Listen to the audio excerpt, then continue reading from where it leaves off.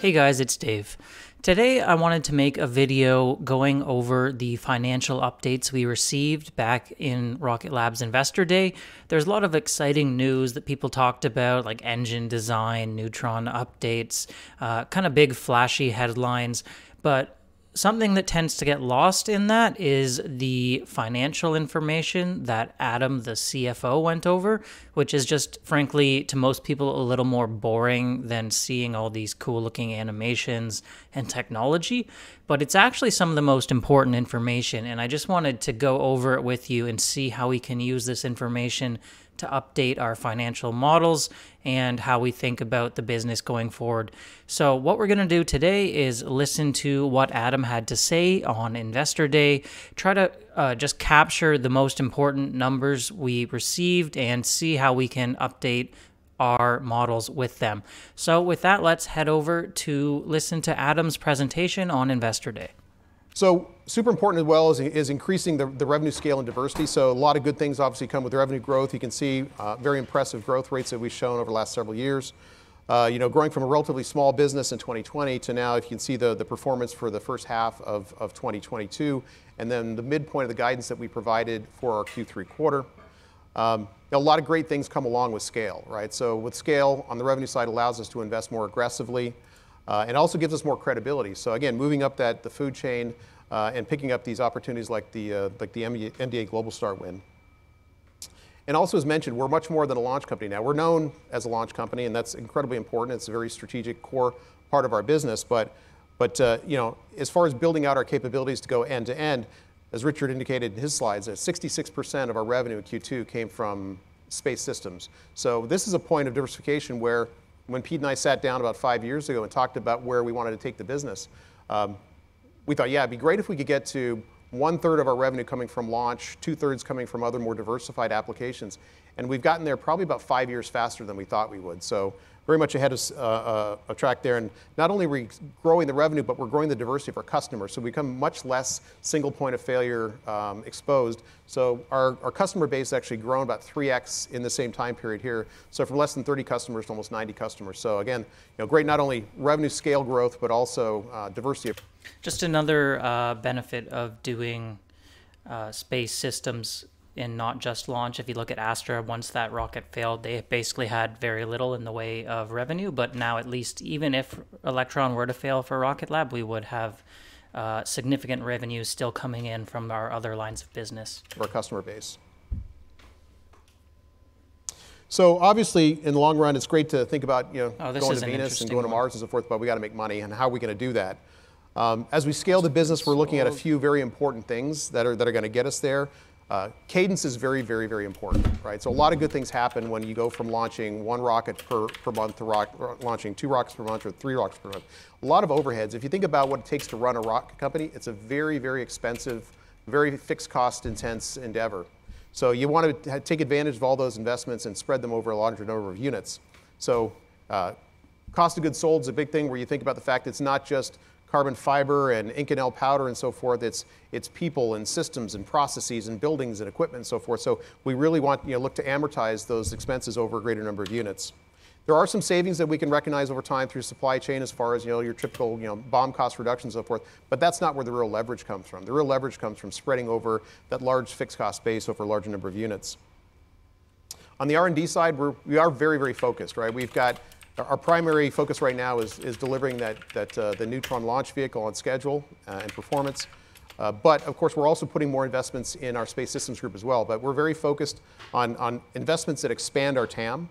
So we want to keep growing our market and being very disciplined about where we put the money. And the one thing I can say is I've worked at quite a few successful companies over my 30-year career, and I've never seen an organization that is as disciplined and as I would say, cheap might not be the best word, but it's a very scrappy organization that does a lot of things with a very small team.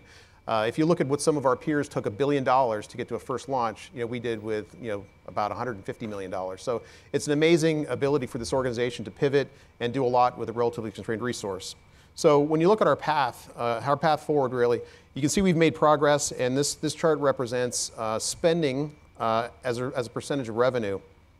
And again, you can see the trend going in the right direction, particularly as we progress from where we were in 2020 to the first half of 2022. And again, you can see where we're heading as far as our target. We believe we can create a 50% plus gross margin business with operating margins in the mid to upper 20s. So again, we think this is our path. We've got a lot of tangible things that we're driving to get there. And again, we're very excited about putting these investments in forward, not just to grow the business, but also to increase our profitability. And we'll talk about how we're going to enhance some of the profitability in the next couple slides. So first and foremost, Electron, we talked about 30 launches. We're really now at the point, Pete mentioned turning the crank. This really is turning the crank now. We're out of the R&D phase. It's well into production. And now it's how do we enhance the profitability of the business to increase the returns? And again, volume is key. So I'm going to run you through some numbers, and the basic fundamentals here are based on the fact that today we're building and launching roughly 1 rocket per month. In the relatively near term, the plan is to get to 2 rockets per month, so doubling our cadence. And that is a target that we're looking at as their exiting rate, exiting 2024. So not 24 rockets in 2024, but actually exit rate in Q4 of 2024. So if we can constrain the overhead pools that we have today, and again, as we've all mentioned, we've put a tremendous amount of investment in infrastructure in the company across people, systems, and facilities. Well, if we can constrain that, and I think we put enough infrastructure, we've talked about this for a couple of years now, that we could actually build a rocket per week with the footprint that we have. Right? We don't ever forecast that in our models, but we could actually support the build rate for that. So if we can leverage what we've put in place today and go from building 12 to 24, just spreading those over those units gets us a 25% savings over our current cost per mission. If you look at the launch range, as you saw the slides that Sean was showing earlier, there's a lot that goes into these ranges, a lot of infrastructure costs. If we can, again, leverage our cadence there to spread those costs over a greater number of launches, we can get about an 8% reduction over our current cost when we're launching only 12 per year.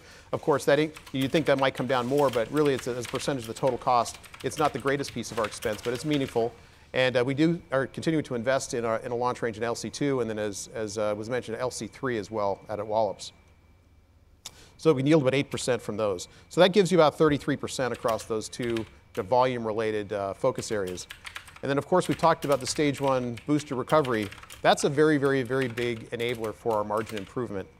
So if you think about, if you want to kind of step back and just look at it from a perspective of variable cost, if we can grab this rocket, this booster coming back from space at 7.5 times the speed of sound with a helicopter, bring it directly back to the range, and estimating a relatively nominal amount of rework to be done, and I was actually in New Zealand a few weeks ago. I saw one of the recovered boosters and all the related parts, and it was in remarkable shape.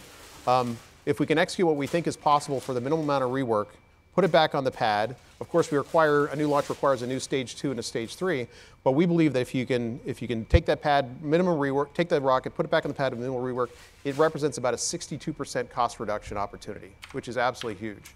So it allows us to do a few things. Again, reusability is great for driving cost reduction, margin improvement, taking more share, but also does great things as far as cadence, right? We can launch much more frequently and support the market with much more aggressive growth. And when you kind of step back and say, well, if we're doing 24 launches per year, as Pete mentioned, half of them are reusable, half of them are not, it works out to be a blended cost. And again, when we start spreading the overhead over those full 24 units, it works out to be at about a 42% cost reduction, again, from where we are right now, where we're supporting one build and 1 launch per month. So when we look at these, we're not putting audacious numbers out there where we have to launch hundreds of times per year. We're talking about roughly doubling the rate where we're at today in a very early nascent market where we have a very strong leadership position and a lot of advantages over the competition. So again, we're very comfortable on our focus on profitability and how we're going to get there. The other piece of our business, obviously, space systems. Now, the great thing about our space systems business is incredibly diverse. It's a much bigger TAM than the launch business. And if you look at the elements of our space systems business today, all but Solero are well above our targets for gross margin. So there's not a lot of heavy lifting that needs to get done there, not a lot of stars need to align. But what we really do need to do is get Solero in focus. Now, Solero is an incredible strategic asset for us to have. We think there's going to be a pretty significant solar crunch coming when these large-scale constellations are coming to market. Solero is one of 3 space-grade solar providers out there, so we believe that it's an underserved market that's going to get constrained and will benefit from being in the position that we're in. But we need to get our gross margins up from kind of the acquisition level around 10% to around 30%. Given 30% gross margins. We think we can drop about 20% operating margin as a result of a lot of the R&D is really subsidized. And it's not the same level of R&D as you see in some other parts of our business. So again, we think through a combination of yield enhancements, capacity utilization, and overhead absorption, we can achieve that 10 scaling up to 30% gross margin. And again, when we acquired Solera, we said that would take place in around 2 years from the date of acquisition. So we're about, call it 8 months into that process now, and we feel very comfortable with the progress that's being made and our ability to drive those margins. All right, guys, so this spreadsheet is from a video I made about a month ago titled "When Will Electron Make a Profit?" And I just went through some different scenarios trying to figure out when Electron will make money, how much money it will make, and just kind of guessing based on different costs and things that have been said previously. All right, guys, so I just wanted to quickly hop into a spreadsheet I made about a month or so back. I made this for a video talking about trying to figure out when the Electron would turn positive and how much money it would make the company in the future. Now we have a few more details revealed from Adam in this video, which I've filled out here on the right. So basically what he said is we have a 33% cost reduction just by realizing that scale of going up to 24 launches per year instead of 12. That's partly due to the launch infrastructure and then other issues. And then a 62% potentially cost reduction due to reuse, but of course they're not reusing every single booster. It depends on the mission. So if you blend that with the unreused missions, we're looking at more of like a 42% reduction. But overall, that is still a extremely impressive cost reduction and will and can have a massive impact on the model. So what this was is I did a model up to 2025, forecasting how many launches they would have per year and trying to figure out what kind of revenue would be seeing from it. So in 2025, he said we're looking at about 24 launches. It could potentially be more. He said the terminal rate at the end of 2024 would be 24 launches a year, but potentially if we see continued growth beyond that, it could be higher, but I'm just going to go with 2020. I'm just going to go with 24 launches to be safe. Now, we heard there's going to be about 50% reuse, so I'm putting in 12 rockets reused for that year. By the way, I'm not going to go back and redo all the previous years right now. I'm just going to try and see what we're looking like in 2025 when the model is somewhat complete and we've hit 24 launches a year. So revenue is going to stay pretty much the same because I'm not changing how much they're charging per launch. This is all just reductions on the cost and that they're going to be realizing in the future. So we still have in our 2025 updated numbers $228 million in terms of launch revenue from 24 launches. That's just an estimate. I included a bit of inflation and increasing what they're charging their customers. But the big difference here is what it will end up costing Rocket Lab to complete these 24 launches.